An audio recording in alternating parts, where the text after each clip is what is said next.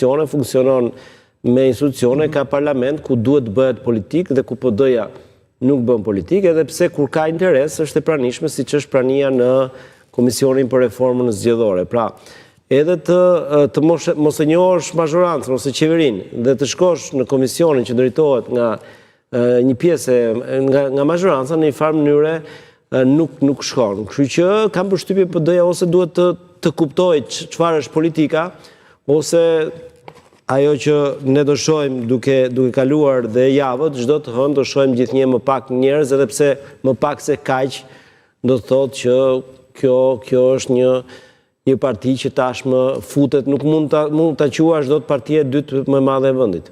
Pam ndërkohë edhe të paktën në këto komunikime të para, reagimet edhe fjalimet që janë mbajtur nga përfaqësuesit, është në prezencë gjithashtu dhe Saliani, pra Ervin Saliani në këtë protestë të dytë, gjë që mungoi fare herën e kaluar dhe konsiderohet si ndër zërat që janë më kritik. Mungoi sepse ishte jashtë Shqipërisë, ka qenë në Gjermani mos gaboj, dhe e justifikoi, madje në fund të protestës kishte ardhur. Ta thash edhe një herë, është një tjetër gjë, një zë që mendon ndryshe dhe tjetër gjë, një lëvizje, le të themi për të ballfaquar qëndrimin stoik të zotit Berisha. Në Partinë Demokratike nuk ka, le të themi, flukse të tjera. Fluksi kryesor dhe i vetëm është fluksi i zotit Sali Berisha. Dhe demokratët duhet ta dinë që rezultati është tashmë i ditur çfarë do ndodhë në zgjedhjet e radhës, nëse nuk ka diçka që lëviz.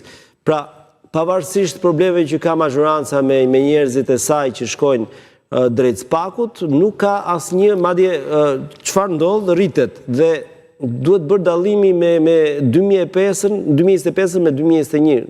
E tham herën e kaluar që Basha arriti të ishte shumë pranë pushtetit, diku te 30-40.000 vota e mban Bashën me pushtetin. Ndërkohë Berisha ka shkuar në 300.000 vota.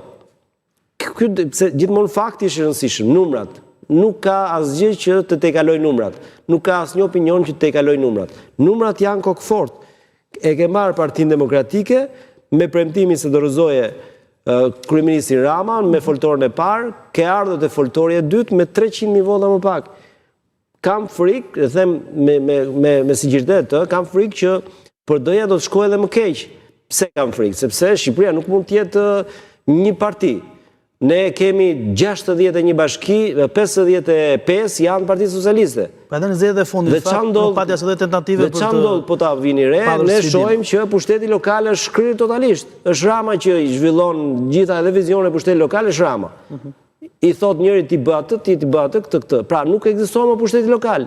Kjo ka ardhur pikërisht për fal këtij dominimi që është në një krah, sepse po të kishim një ndarje, supozojmë 35 me 25 apo nuk e di, pak a shumë të kishim një lloj ekuilibri, edhe kryeministri nuk do ishte më i kujdesshëm kur të fliste përballë pushtetit lokal.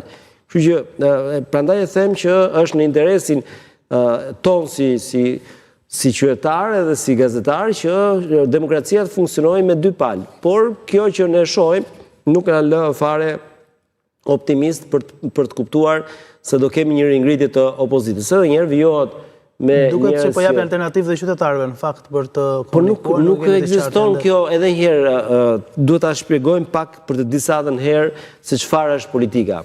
Politika është në institucione. Nuk ekziston kjo që partia e dytë më e madhe e vendit, për shkak se ka numrat dhe duhet ta themi, të nxjerr njerëz anonim në protestë.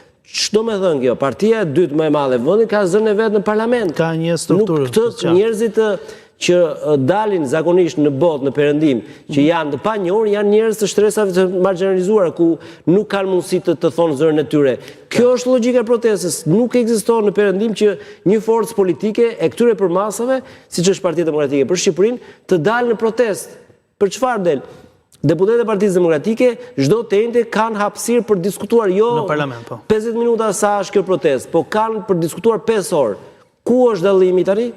Pse konsumon partinë me një protestë të tillë që bllokon dhe bulevardin? S'ka asnjë. Do ta bësh një gjë të tillë, shkon në selinë e partisë tënde, pra nëse do të bësh diçka të mbyllur. Ti ke gjithë hapësirën demokratike. Të gjitha komisionet janë pothuajse të barabarta në parlament, pra nuk arri dot, nuk e di, domethënë e kam thënë stërthën. këta nuk din të bëjnë politik, nuk mundet